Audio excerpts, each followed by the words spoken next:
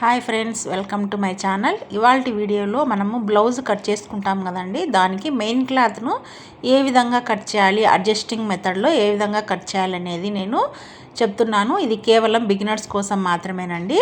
చూడండి, ఫస్ట్ వచ్చేసి మనము లైనింగ్ కట్ చేసిన తర్వాత మెయిన్ క్లాత్ ఉంటుంది కదా, దీన్ని ఇలా 2 ఫోల్డింగ్స్ అంటే డబల్ ఫోల్డింగ్ ఇలా పెట్టుకోండి.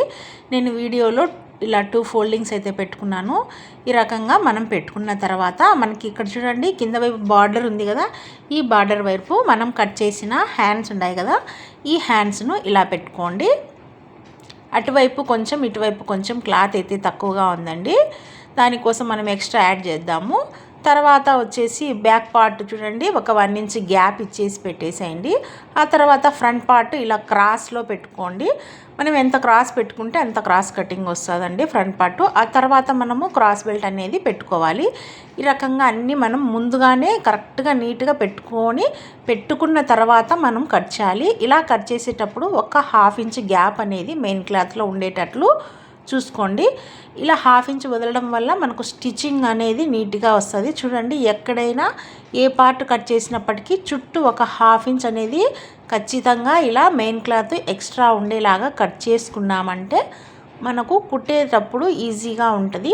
దానికోసమని ఈ విధంగా అడ్జస్ట్ చేసుకుంటూ మనము పెట్టుకోవచ్చు. ఈ ఫ్రంట్ పార్ట్ విషయానికి వస్తే, ఫ్రంట్ పార్ట్ ఎంత క్రాస్గా మనం పెట్టుకుంటే అంత క్రాస్ అనేది మనకు స్టిచ్చింగ్లో వస్తుందండి.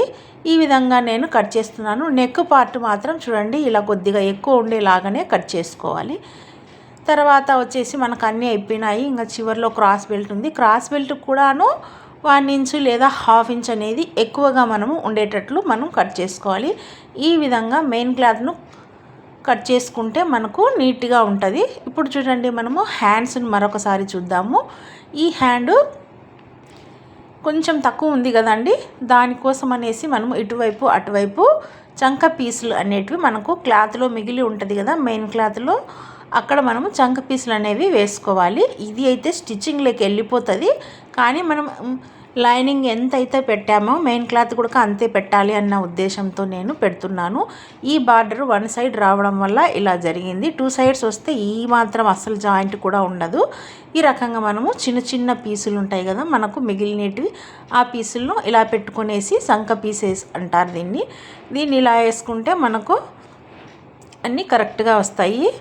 చూడండి, ఇటువైపు అటువైపు నేను 2 వైపులా కూడా చంక పీసులు అనేవి వేసుకుంటున్నాను. 1 సైడ్ వేయలేమండి, ఇది 1 సైడ్ వేస్తే డిజైన్ ఉంది కదా, డిజైన్ అనేది పాడవుతుంది. కాబట్టి ఇలా 2 సైడ్స్ కూడా ఖచ్చితంగా వేయాలి. ఇలా వేసుకుంటే మనకు ఫినిషింగ్ అనేది చాలా నీట్గా ఉంటుంది. ఎవరో చెప్పారని చెప్పేసి 1 సైడ్ మాత్రమే వేయద్దండి. ఇలా డిజైన్ వచ్చినవి, డిజైన్ రానేటివి అయితే 1 సైడ్ అయినా మనము చంక పీస్ అనేటివి యాడ్ చేసుకోవచ్చు. ఈ వీడియో మీకు అర్థమైంది అనుకుంటున్నానండి. థ్యాంక్ యూ అండి. ఇది బిగినర్స్ కోసం మాత్రమే.